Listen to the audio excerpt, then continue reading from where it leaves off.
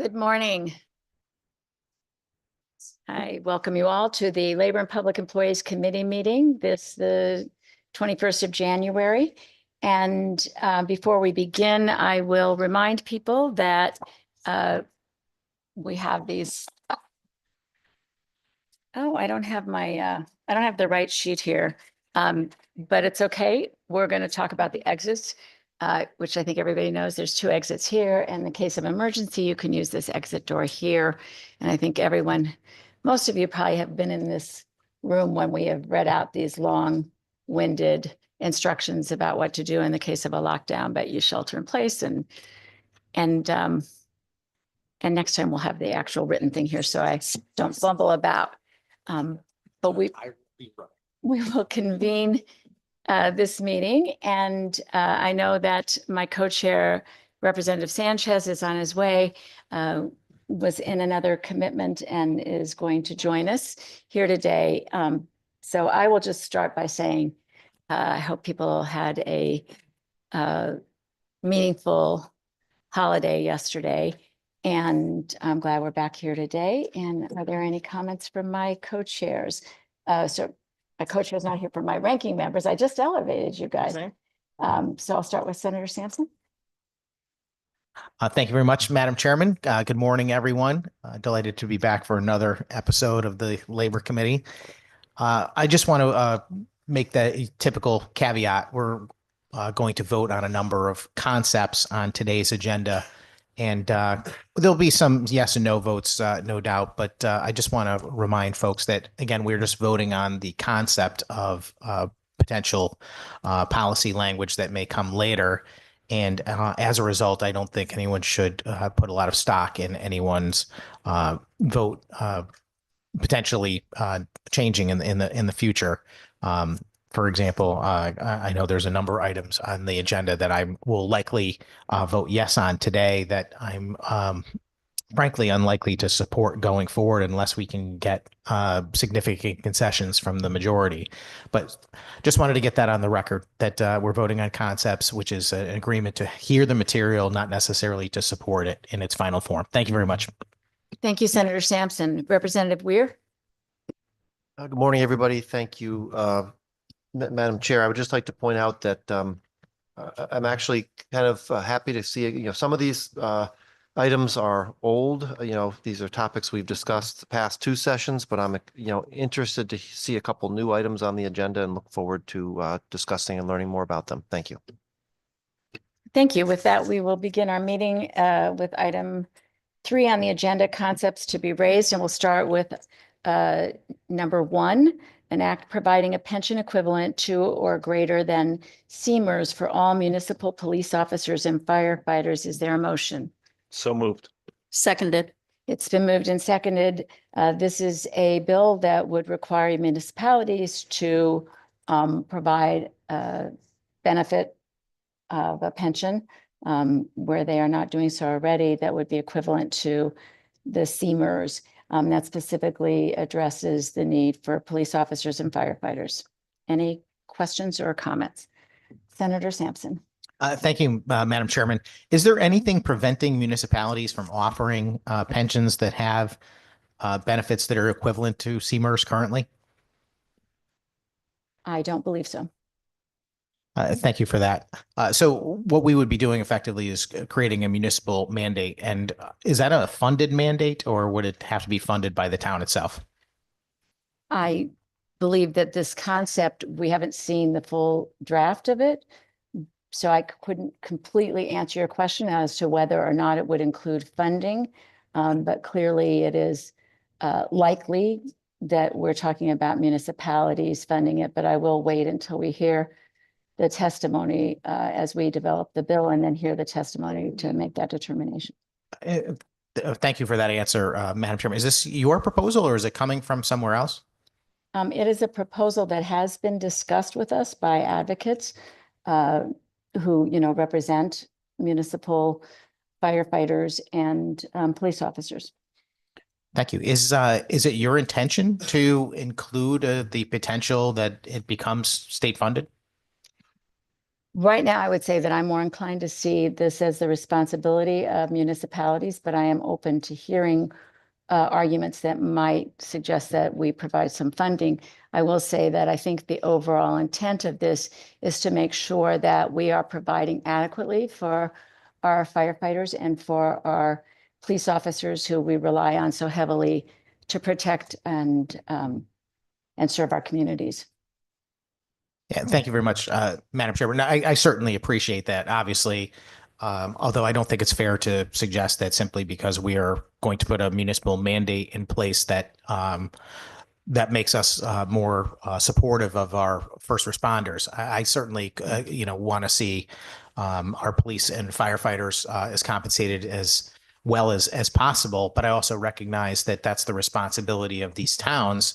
And of course, they've got to live within their means, and there's taxpayers in those towns that are faced with, some of the highest property taxes in the country. So we've got some things to overcome in Connecticut in order to be able to achieve some of these goals.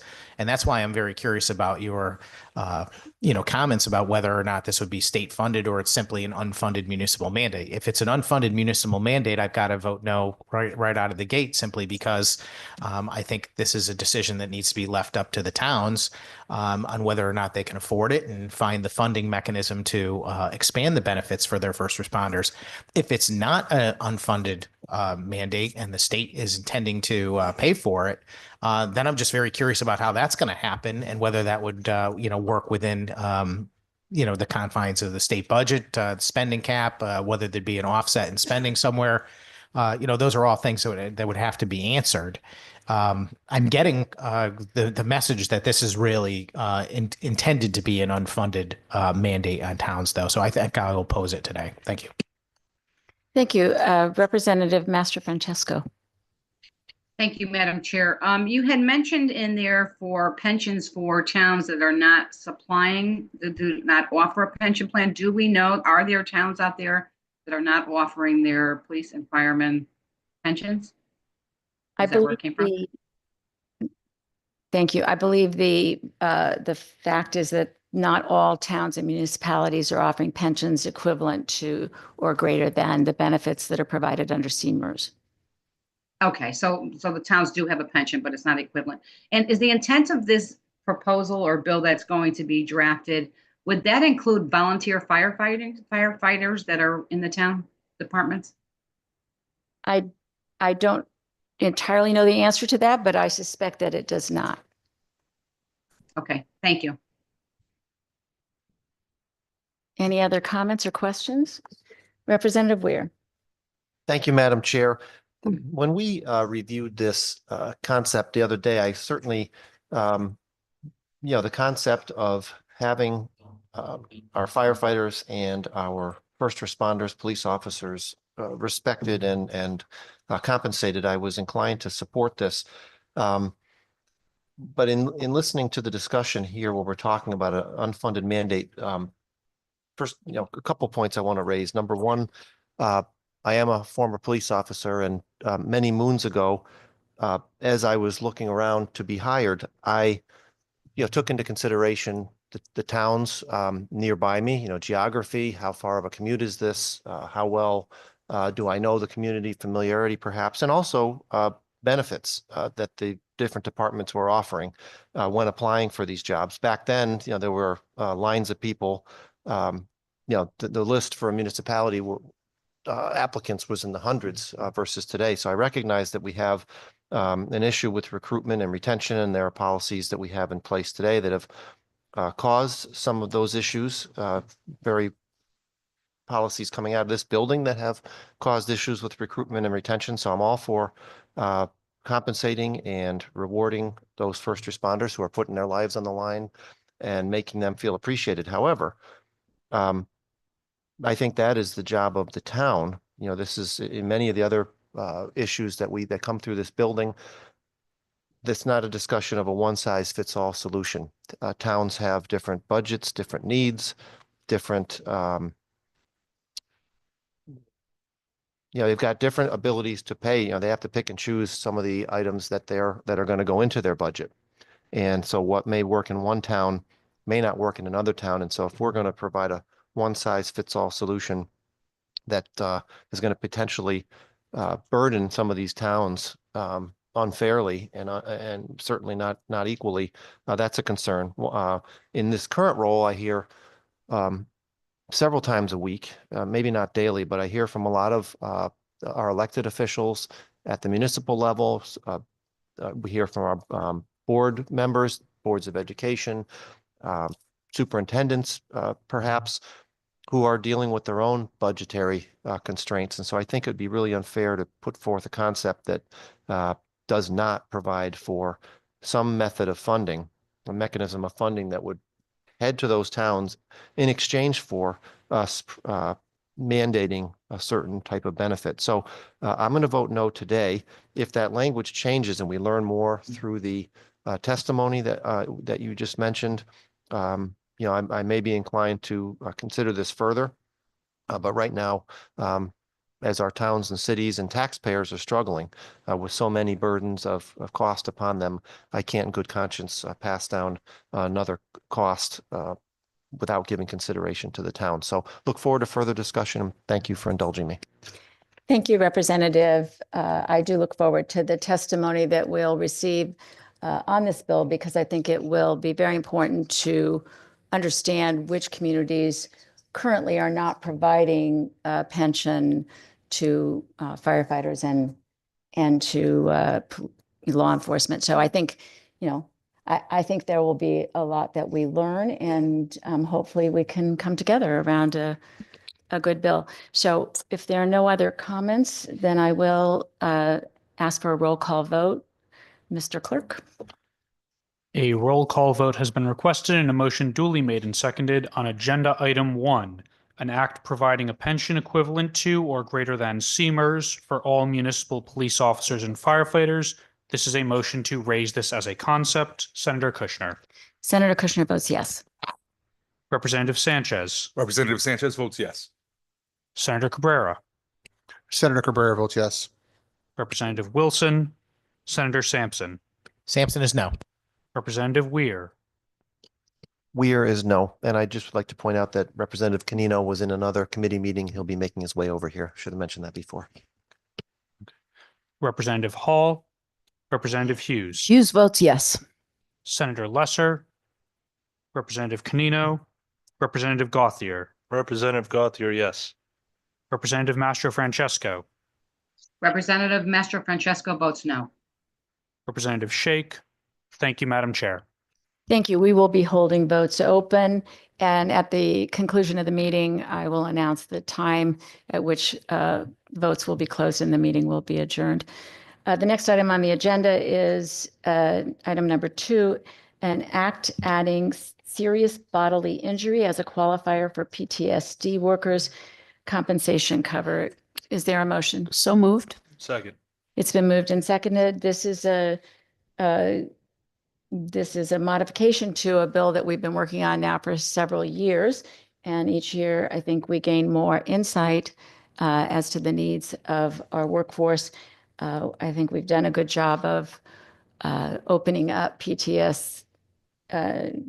I think it says here PTSD, but I think we did agree that we were going to change it to PTSI, which is a post-traumatic stress injury, and that we would add serious bodily injury would complete, would make sure that we are really doing what we anticipate, what we intended to do. I know recently I heard a story of one of our first responders who, while the person involved did not see a dismemberment or a death, the harm that was done to the individual required this police officer to literally put his finger in a wound so the person wouldn't die, and it caused stress for that person, for that officer, and we want to make sure those kinds of injuries are included. So I look forward to the discussion on this and the testimony we'll hear. And I hope this is one of those bills where we can come together. Any comments or questions? Senator Sampson. Thank you, Madam Chairman. Yeah, so I've been supportive of our previous expansions of coverage for PTSD, even though it was a difficult choice for me, as simply, many uh, people would recognize the similarity between the conversation we just had on unfunded municipal mandate being a factor in those decisions as well. But I've always seen the PTSD issue as something that was going to affect a very, very small number of people, and something that was um, a legitimate issue that required coverage.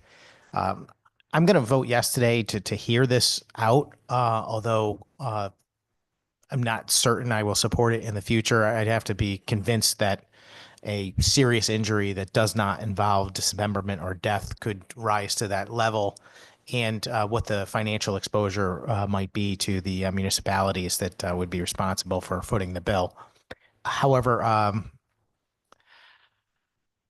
again, it's difficult with these concepts, to be totally honest with you, Madam Chairman. Concepts, voting on them is always a struggle. They're always nebulous. We don't know what we're voting on, and I'm inclined to vote based on clarity as a requirement for this job. And voting on concepts is just counterintuitive to that to begin with. So, but I will support this concept today, and we'll certainly have an opportunity to talk about it further. Thank you. Any other comments? Representative Weir.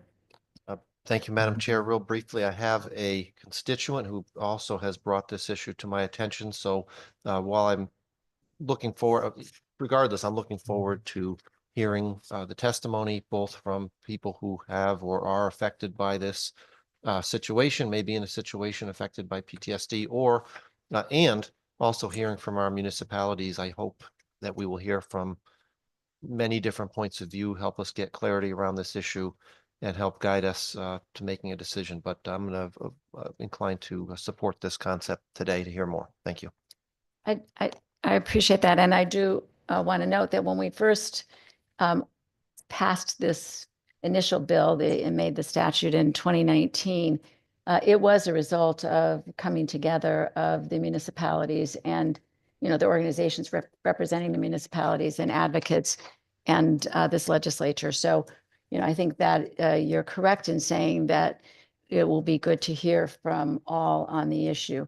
But hopefully there's a way we can make sure we're, as I said, doing what we intended, which is providing this benefit to those who need it the most and those who serve our communities so diligently. So thank you. Any other comments? Okay, seeing none, then we will take do we need a roll call vote on this? Okay, we'll have a roll call vote. Mr. Clerk? A roll call vote has been requested and a motion duly made and seconded on agenda item 2, an act adding serious bodily injury as a qualifier for PTSD workers' compensation coverage. The motion is to raise this as a concept. Senator Kushner. Yes. Representative Sanchez. Yes. Senator Cabrera. Yes. Representative Wilson. Senator Sampson. Sampson is yes. Representative Weir. Yes. Representative Hall. Representative Hughes. Yes. Senator Lesser. Representative Canino. Yes. Representative Gauthier. Yes. Representative Mastro Francesco. Representative Mastro Francesco votes yes. Representative Shake. Yes. Thank you, Madam Chair. Thank you. Item number 3 on the agenda, excuse me, an act concerning portal-to-portal coverage for Public Works Department employees. Is there a motion? So moved. It's been moved and seconded. We have had this bill before. This would provide coverage for Public Works Department employees. We have provided coverage for other municipal employees, and this would expand that coverage to include Public Works Department employees. Are there any questions or comments? Representative Weir. Thank you, Madam Chair. I recall discussing this last year, and I think we were pretty close on putting this as a JF, out the door in a bipartisan fashion, but it was a little I think it was a bridge too far in terms of little overreaching. There was definitely some parts that my colleagues and I certainly were willing to support, and there were a couple things that I think needed to be clarified and that they were too far reaching, perhaps ambiguous. And so my hope is, I'm inclined to support this out of committee today with the hopes that we can tighten up the language to make sure that we don't have, that we're providing the protection and the coverage for the people we're trying to protect and address without opening the door for ambiguity, fraud, abuse. But I think that there was a potential last year for an overreach. So that would be my comment. Thank you. Thank you. Any other comments or questions? Seeing none, then I would ask Mr. Clerk to call a roll call vote. A roll call vote has been requested and a motion duly made and seconded on agenda item 3, an act concerning portal-to-portal coverage for Public Works Department employees. This is a motion to raise this as a concept. Senator Kushner. Yes. Representative Sanchez. Yes. Senator Cabrera. Yes. Representative Wilson. Senator Sampson. Sampson is yes. Representative Weir. Yes. Representative Hall. Representative Hughes. Yes. Senator Lesser. Representative Canino. Yes. Representative Gauthier. Yes. Representative Mastro Francesco. Representative Mastro Francesco votes yes. Representative Shake. Yes. Thank you, Madam Chair. Thank you. Moving to item number 4, an act concerning hazard pensions for certain judicial employees. Is there a motion? So moved. Is there a second? Second. It's been moved and seconded. This again is another bill that we had last year. Through public testimony on this, I think we would learn which employees we would then benefit by making sure they had a hazard pension. So hopefully this is another bill that could receive bipartisan support. I don't think we're talking about all the judicial employees, but there are certain judicial employees that hopefully we can come to agreement on. We should be providing a hazard pension for. So with that, are there any comments or questions? Senator Sampson. Thank you, Madam Chairman. Is your intention that this bill would be substantially similar to a bill that we JF'd last year? It was House Bill 5388, an act concerning hazard pensions for certain judicial employees. And that bill would have added investigators of the Division of Public Defender Services to the definition of hazardous duty members. I'm just curious if that's the intention or it's something different. I do believe this is very similar, would be our intention to raise a bill very similar to last year, although we certainly would be open to hearing ways that it should either be expanded or concerns that people might have. Thank you, Madam Chairman. Okay, based on that, I'll support it today. But again, I'll repeat myself, which is that, voting on concepts is difficult enough, depending on, how nebulous and how much question there is about what the final intent is. I don't want to own a piece of legislation just because I voted for the concept, and I want to be acting in good faith. And that's it's difficult to do when there is always this discussion about how we're open to hearing how we're going to change or expand this language. So I supported that bill I had just mentioned last year, and I would support it again in its similar form. Hard to say going forward, but I will lean into it with a yes today. Thank you. Any other comments or questions? Seeing none, I would ask Mr. Clerk to read the roll. A roll call vote has been requested and a motion duly made and seconded on agenda item 4, an act concerning hazard pensions for certain judicial employees. This is a motion to raise this as a concept. Senator Kushner. Yes. Representative Sanchez. Yes. Senator Cabrera. Yes. Representative Wilson. Senator Sampson. Sampson is yes. Representative Weir. Yes. Representative Hall. Representative Hughes. Yes. Senator Lesser. Representative Canino. Yes. Representative Gauthier. Yes. Representative Mastro Francesco. Representative Mastro Francesco votes yes. Representative Shake. Yes.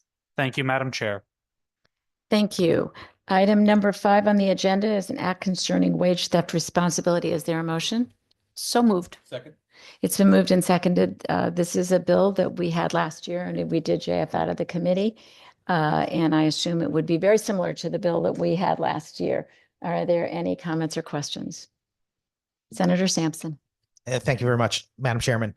We just had a very interesting discussion on this bill in our Republican caucus because, each of us all agree that, certainly if someone is not going to pay their employees, we should hold them to account. And I think we're all kind of law and order people, and we would want to do that in a significant way. But I'm a little concerned because the bill that has been before us in previous years, and I think that we've had this bill, for a number of years in a row. The last one I have noted is House Bill 6792 from last year. Effectively would make a contractor liable for the actions of a subcontractor. So in other words, a contractor fails to pay their employees for some work, but they've been fully compensated by the general contractor. This would make that general contractor responsible for the failure of that subcontractor to pay their employees. And I think it's a fatal flaw. Because we talked about, is there a way that we could find a way to support this legislation? Is it a way that we could make it work?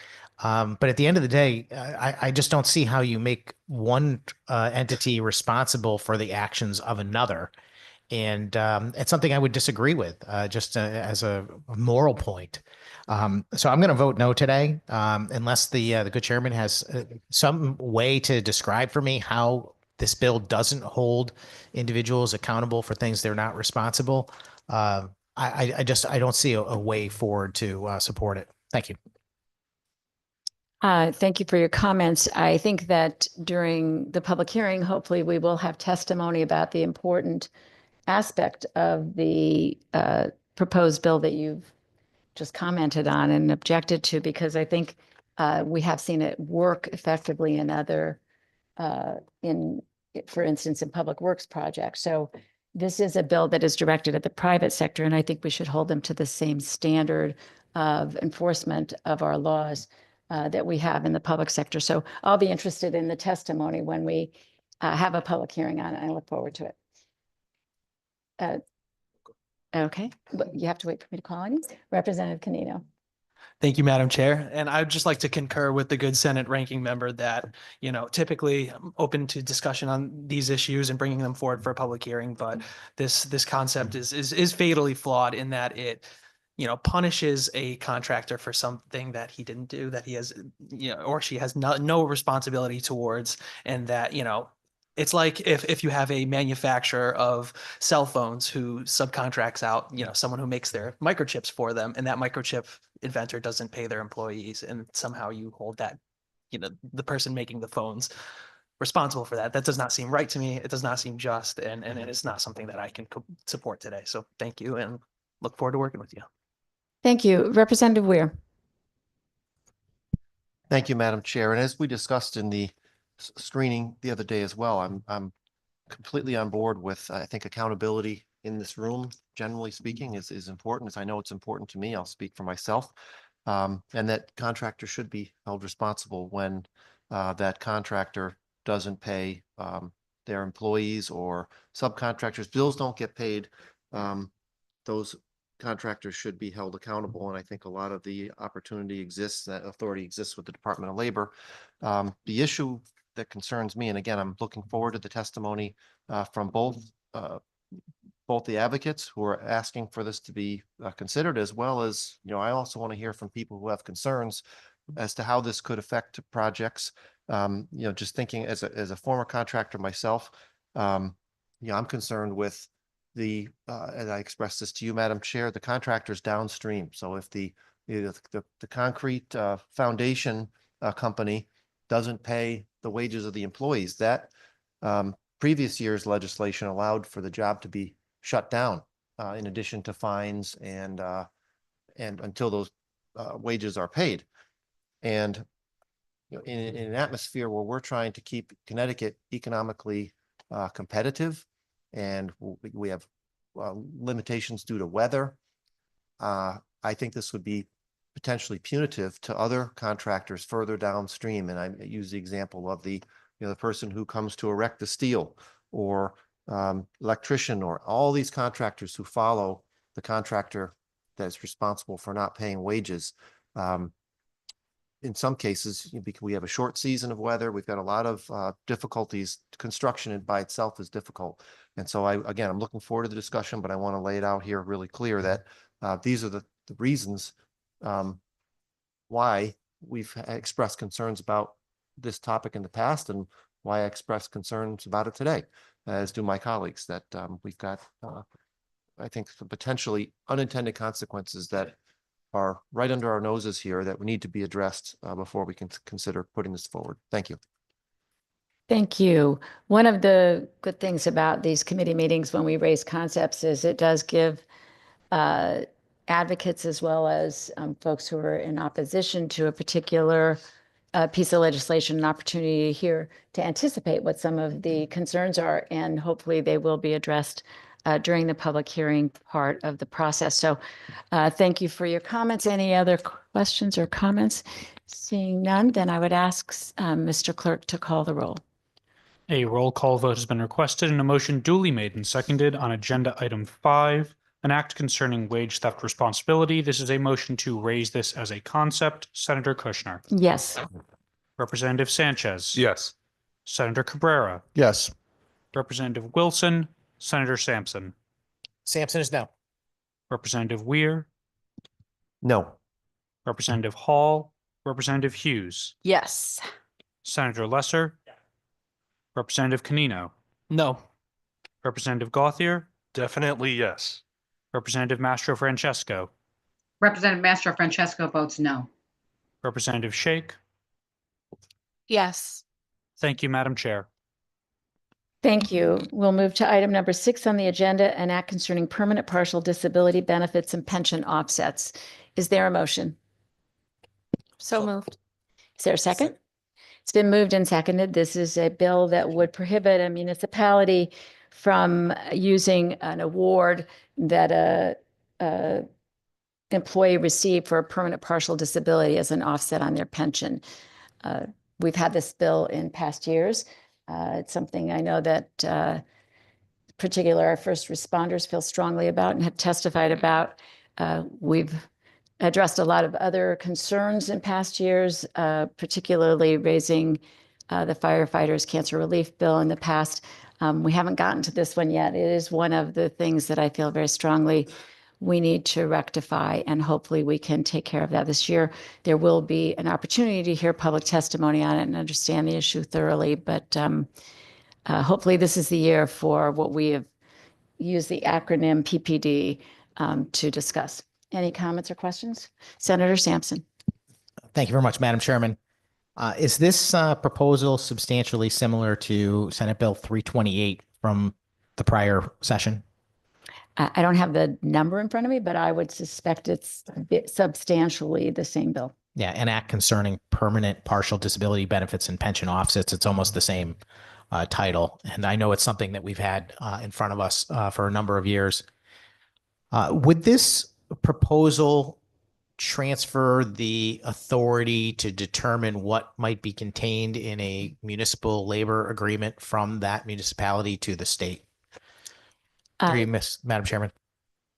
We will hear testimony on it, but I believe in past we have had testimony, and we have written the proposed bill in a way that the municipality would not be allowed to bargain a way to make it a part of the bargaining process to bargain away your permanent partial disability award from workers' compensation. You would that would no longer be a mandatory subject of collective bargaining. Thank you for that answer, Madam Chairman. So if I'm understanding you correctly, that is something that a municipality can certainly make a determination on its own about when they are in the process of negotiating these contracts. They can decide whether or not to include a provision about a offset for a permanent partial disability benefit. And this proposal would effectively eliminate the municipality's ability to include that as part of the negotiation. Is that correct? That is correct. Yeah, thank you very much, Madam Chairman. Based on that, I got to be a no just out of the gate.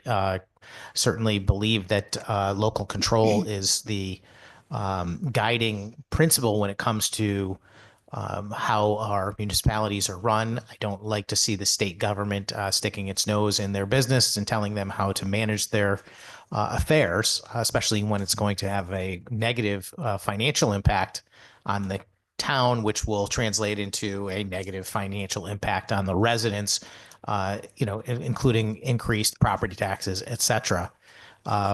I understand that this may be a laudable goal, but it's something that is within the purview of the town and who they're negotiating with to figure out currently. And I understand that decision is arrived to with different results in different communities currently. And that's the great thing about this system of government that we have, where we respect municipal government, we respect state government, and we respect the federal government, all having a different purview. And I think we should, right size each of those institutions, and they should, stay within their guardrails. This is just a case where I think this state is jumping in to the benefit of one side of a voluntary transaction that they really have very little to do with. That's a transaction between that municipality and their employees. And the state, in my mind, doesn't have an interest there. It doesn't have a compelling interest, and I've got to vote no. Thank you. Any other comments? Representative Weir. Thank you, Madam Chair. In addition to the comments made by my colleague, Senator Sampson, is there any consideration to having the state offset some of the potential costs? So if this ends up, if this mandate ends up costing a municipality money in some shape or form, is there any plan that the state would make up the difference in exchange for this municipal mandate? I don't believe that's been part of any previous legislation, and I wouldn't anticipate it in this legislative session, although it might be proposed at some point. That was not part of the bill previously. Okay, thank you very much. And again, to rehash, and I'm a little bit of a broken record here because many of these concepts have recurring themes. And I hear very often from our municipal leaders that many of the concepts that come out of this building are well-intentioned. They may indeed do good things. But the problem that comes with a mandate out of this building without funding behind it is that has the ability to affect how our public works perhaps operate, how our school budgets operate. The money has to come from somewhere. So I do look forward to further debate. I look forward to hearing from my municipal leaders. I look forward to hearing from our fire departments and first responders on this topic. But I also am concerned that when we come out of this building with a mandate, that we don't put our money where our mouth is. And, these are not state employees unless that's the intention, is to, somehow make municipal employees into state employees. I'm a big believer in letting our towns operate autonomously, and each one has a different character and a different way that they operate. That's the way it is. So I don't think I can support this today, but if we're open to talking about municipal funding in exchange for taking away some of the bargaining ability between the towns and the employees, I would consider that argument. Thank you. I'm sure when we get to our JF meeting, we'll have a lot more conversation on this. Any other comments or questions? Representative Canino. Thank you, Madam Chair. And yeah, this issue is very tough for me because while I agree with my colleagues that this does sound very well intentioned, the key word here is that we're taking away the bargaining capabilities of a town. A bargain is a negotiation between the employees of that town and the town itself. And these are consensual agreements that both entities are entering into freely. And, again, it feels like the state putting its thumb on the scales a little bit here. And that just doesn't sit right with me. Also, adding extra costs onto our municipalities is an issue. And unfortunately, I will be a no on this concept today. Thank you. Any other comments or questions? Seeing none, I would ask the clerk to call the roll. A roll call vote has been requested and a motion duly made and seconded on agenda item 6, an act concerning permanent partial disability benefits and pension offsets. This is a motion to raise this as a concept. Senator Kushner, Yes. Representative Sanchez. Yes. Senator Cabrera, Representative Wilson, Senator Sampson, Sampson is no. Representative Weir, No. Representative Hall, Representative Hughes, Yes. Senator Lesser, Representative Canino, No. Representative Gauthier, Yes. Representative Mastro Francesco, Master Francesco votes no. Representative Shake. Yes. Thank you, Madam Chair. Thank you. Now we'll move to item number 7 on the agenda, an act concerning domestic workers' education. Is there a motion? So moved. It's been moved and seconded. This is a piece of legislation that's being proposed that would continue a program that we initiated a number of years ago to provide resources to several organic organizations, groups in our state that are using the resources to work with the Department of Labor to provide information about statutory rights of domestic workers. And it has been a very successful program and one that we would like to see continued. And this proposed legislation would address that. Any other comments or questions? Seeing none, then I will ask for a roll call vote, Mr. Clerk. A roll call vote has been requested and a motion duly made and seconded on agenda item 7, an act concerning domestic workers' education. This is a motion to raise this as a concept. Senator Kushner, Yes. Representative Sanchez, Yes. Senator Cabrera, Representative Wilson, Senator Sampson, Sampson is yes. Representative Weir, Yes. Representative Hall, Representative Hughes. Yes. Senator Lesser, Representative Canino, Yes. Representative Gauthier, Yes. Representative Mastro Francesco, Master Francesco votes yes. Representative Shake. Yes. Thank you, Madam Chair.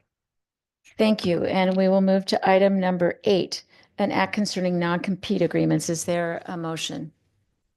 Seconded. It's been moved and seconded. This is a bill that we have had in the past that would limit the use of non-compete agreements in certain workplace arrangements. Any comments or questions? Senator Sampson. Thank you very much, Madam Chairman. I suspect, based on your comments, that this bill will be substantially similar to House Bill 5269 from 2024, an act concerning non-compete agreements, based on the title and your description. A non-compete agreement is a part of a private contract between entities entering into an employment agreement voluntarily. And I do not believe the state has any business determining what belongs in that private agreement between consenting adults. And I'll be voting no today. Thank you. Thank you. And Representative Canino. Thank you, Madam Chair. Quick question. Do we see that this might be similar to that 5269 bill in that the non-compete agreements for employees that make less than 3 times the minimum wage would be part of the language in this bill? I'm sorry, could you, I didn't understand. Yeah, question. the bill last time around said that it will prohibit non-compete agreements for employees that make less than 3 times the minimum wage. Do we foresee that as being a part of this bill once it's raised as a concept? I assume that it will be part of this bill that we will be discussing. Okay, because I've heard this, brought up in the past about certain like lower wage workers, fast food employees, retail employees, but I mean, 3 times the minimum wage, if my math is correct, is $48 an hour. I know, these non-compete agreements have been very controversial at the state and the federal level. But again, like the good Senate ranking member said, these are private contracts negotiated to employees, and this seems very broad and expansive, and I cannot support it today. So thank you. Thank you. Any other comments or questions? Representative Weir. I'll just briefly state, because we've seen this concept and actually in bill form the past two sessions or 2 years. And my concern, well, one of many, but the fact that we hone in on a dollar figure, somewhat arbitrary dollar figure at that, there was not real rhyme or nor reason as to why we factored in at that dollar figure. But my concern has been, because we did hear testimony from a couple of individuals in certain industries, and I'm aware that we've heard complaints from a few different industries. My concern is, why are we not focusing on the industries where the complaints or the concerns have been made and expand out from there, rather than kind of throw a net across anybody making less than a certain dollar amount? And so as we further this discussion, today, the way it sits, if we're going to be following the past couple of years, which by the way is tied up in the federal courts right now, on non-compete agreements, but if we were to hone in, kind of focus in on a certain few industries where the complaints have been made, an argument could be made to me that I might consider supporting, rather than just cast a wide net and find out that we're in violation of federal law, or that we're just overreaching. So thank you. Thank you. Any other comments or questions? Seeing none, then I will ask the clerk to call the roll. A roll call vote has been requested and a motion duly made and seconded on agenda item 8, an act concerning non-compete agreements. This is a motion to raise this as a concept. Senator Kushner, Yes. Representative Sanchez. Yes. Senator Cabrera, Yes. Representative Wilson, Senator Sampson, Sampson is no. Representative Weir, No. Representative Hall, Representative Hughes. Yes. Senator Lesser, Representative Canino, No. Representative Gauthier, Yes.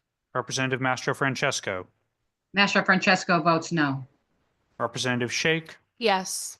Thank you, Madam Chair. Thank you.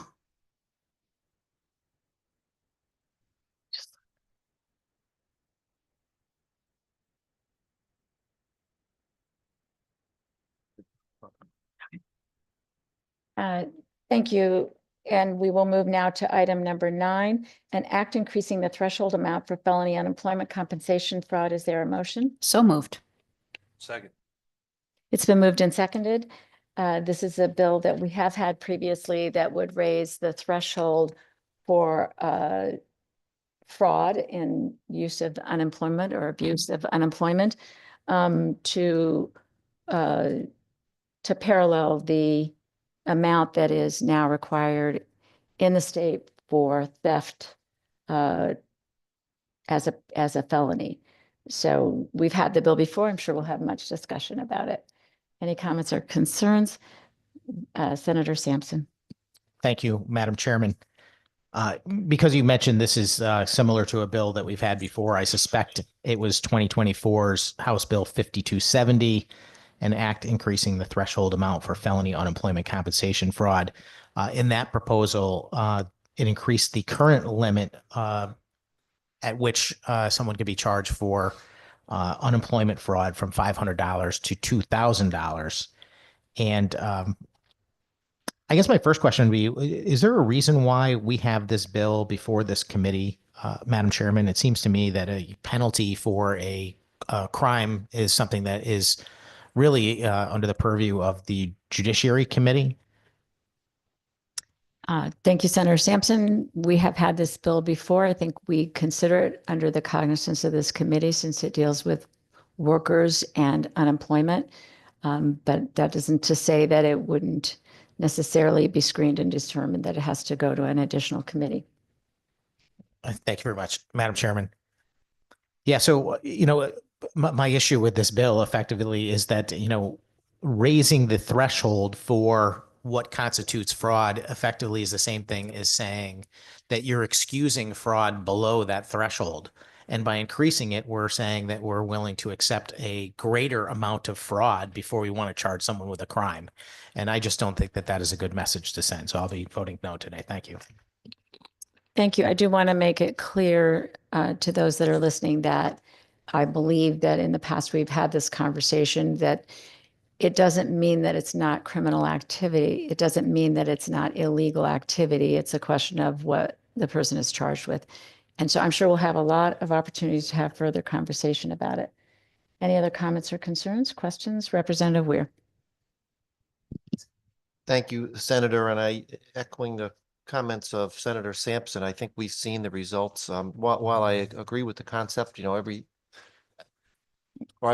know that I agree. I will acknowledge that, certain other statutes we've raised the dollar threshold as to what constitutes a felony or a misdemeanor. We've changed that, and then maybe some of that is is increasing with inflation and with the times. But I think if we look around the country, you can look at other states and cities where they've raised the thresholds of certain crimes.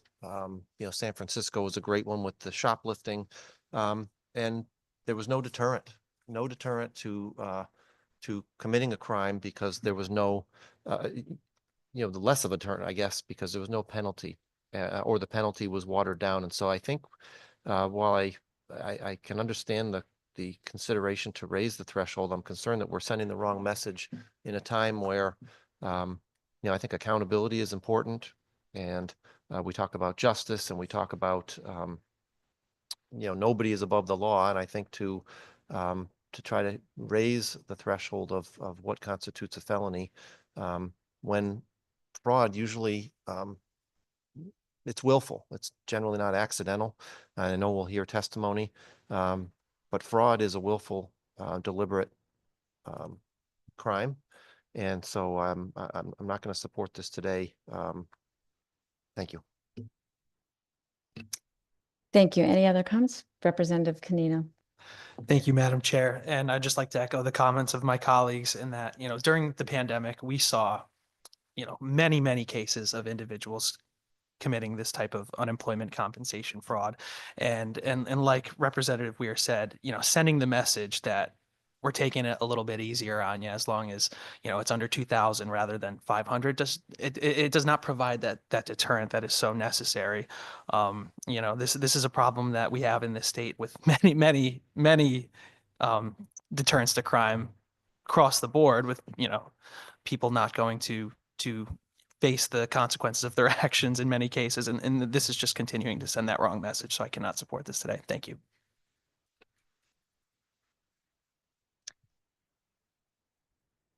So we will move on and see if there are any other questions or comments. Seeing none, then I would ask the clerk to call the roll. A roll call vote has been requested and a motion duly made and seconded on agenda item 9, an act increasing the threshold amount for felony unemployment compensation fraud. This is a motion to raise this as a concept. Senator Kushner, Yes. Representative Sanchez, Yes. Senator Cabrera, Yes. Representative Wilson, Senator Sampson, Sampson is no. Representative Weir, No. Representative Hall, Representative Hughes. Yes. Senator Lesser, Representative Canino, No. Representative Gauthier, Yes. Representative Mastro Francesco, Representative Mastro Francesco votes no. Representative Shake. Yes. Thank you, Madam Chair. Thank you. We'll be moving to item number 10, an act concerning automatic posting of state critical jobs. Is there a motion? So moved. It's been moved and seconded. Are there any comments or questions? I think the title is pretty descriptive, and invite any comments or questions. Senator Sampson. Thank you, Madam Chairman. Yes, an act concerning an automatic posting of state critical jobs seems relatively self-explanatory. It seems like a very reasonable proposal, and therefore I'll be supporting it.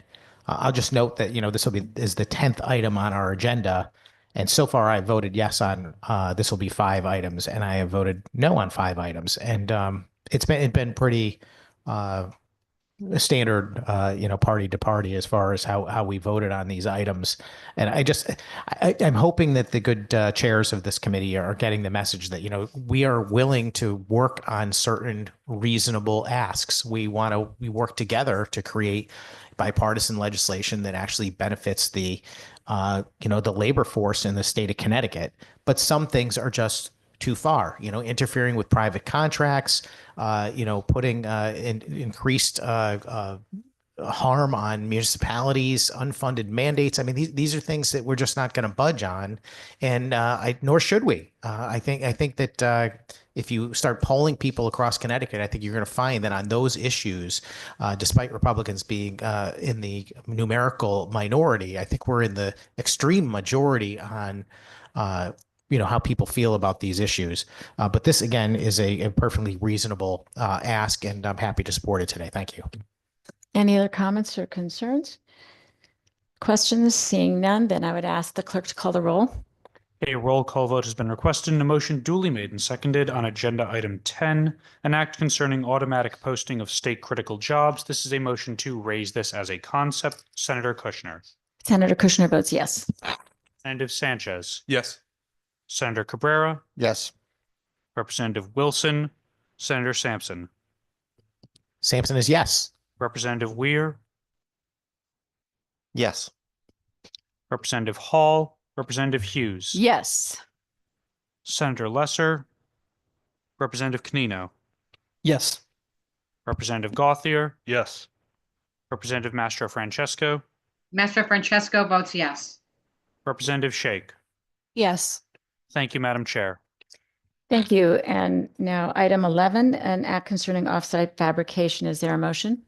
So moved. Second. Hearing, since it's been moved and seconded, this would be a piece of legislation that's being proposed to address the inclusion of offsite fabrication under our prevailing wage laws for public works. And it is something that I look forward to hearing testimony about. Any comments or questions? Senator Sampson. Thank you, Madam Chairman. Can you just describe with a little more detail what this bill has to do with? I understand from the screening meeting that this has something to do with prevailing wage. Is that correct? That is correct. Can you tell me what it has to do with prevailing wage? There are current projects that fall under public works projects that fall under our prevailing wage law, where some of the work that used to be done on site is now being done off site. And the bill would include that offsite work in the prevailing wage law. So this means if there is a job where there is some element of the project that is constructed offsite and then brought to the job site, this would include the offsite work as part of prevailing wage. That's correct. Okay. Thank you very much, Madam Chairman. Representative Weir. Thank you. And we did discuss this briefly in screening, Madam Chair. How is this for, what portion of the project is this going to apply to? Is this labor, labor only, equipment, materials? Through you, Madam Chair. I'm not sure I understand the question well enough. I apologize. Can you restate? Sure. So if a project is bid and certain labor falls under, I guess my concern is here that we're trying to address offsite fabrication. I guess I can understand the goal of the legislation, but could this potentially apply to a piece, somebody's labor that was provided to build a piece of equipment, like if the project involved an air conditioning unit on the roof, how far are we going to reach to find the labor? Is the person at the carrier manufacturing in Idaho or Indiana or China, are we looking to reach to the person manufacturing stuff that's off-site and brought onto the site to be installed? I'm looking to see how far we're looking to reach on the labor end. I believe when we have a public hearing on this, we'll have, I'm sure, people involved in the work that can answer that question. My understanding and what we're looking at right now is we have contractors who bid work at prevailing wage, and that often includes the work that is done fabricating parts of the equipment that's brought to a work site. But oftentimes the workers are not actually getting that prevailing wage that are doing the offsite work. So this would mean that it would extend to them. So I think we'll have an opportunity to hear more in public hearing to get more definition of this, but that's my understanding. Thank you, Madam Chair. I think, I'll be open to the discussion. Well, obviously, if it passes through here, we'll all be open to the discussion. But I would say that my concern is that how far reaching is this? Is it the employees of that company only? Or is it subcontractors or manufacturers further down the line? Again, we start off in many of these committees with the best of intentions, but I'm concerned for very concerned for the unintended consequences and how far this could reach. So look forward to the conversation, but I cannot support this out of committee today, as is.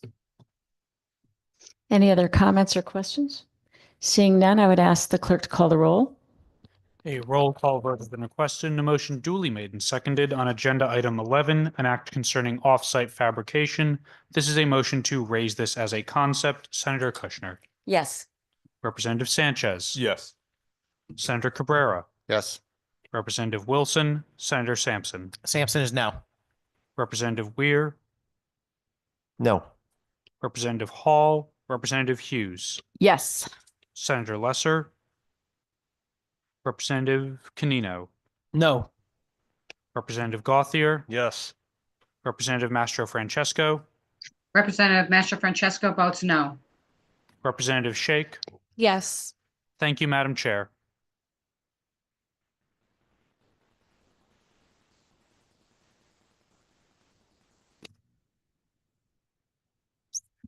Thank you. The last item on our agenda is announcement of the time and date of the next meeting. Our next meeting will be Tuesday, January 28th at 10 a.m. in room 2B. At this time, I will adjourn this meeting and votes will be, I'm sorry, I will recess this meeting and the votes will be held open until 2:30 p.m. Thank you. Great day. You too. You too, Senator. Whose birthday is it? No, I can have a great day. You want to start singing? Yeah.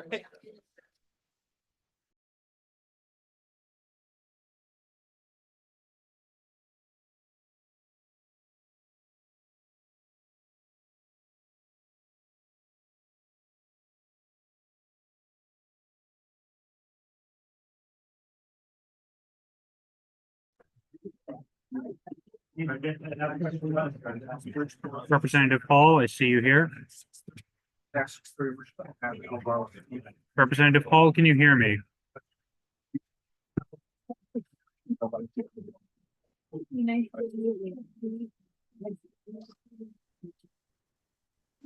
Representative Hall, I'm having some issues with your connection. Can you hear me now? I can hear you now, yes. So we have 11 votes today. Agenda item 1, an act providing a pension equivalent to or greater than CMERS for all municipal police officers and firefighters. Yes. Item 2, an act Yes. adding serious bodily injury as a qualifier for PTSD workers' compensation coverage. Yes, I'm looking at the agenda. Yes. Okay. Agenda item 3. Yes. Okay. Agenda item 4. Yes. Agenda item 5. Yes. Item 6. Yes. Second, please. Item 7. Yes. Item 8. Yes. Item 9. Yes. Item 10. Yes. And item 11. Yes. Thank you, Representative. Thank you.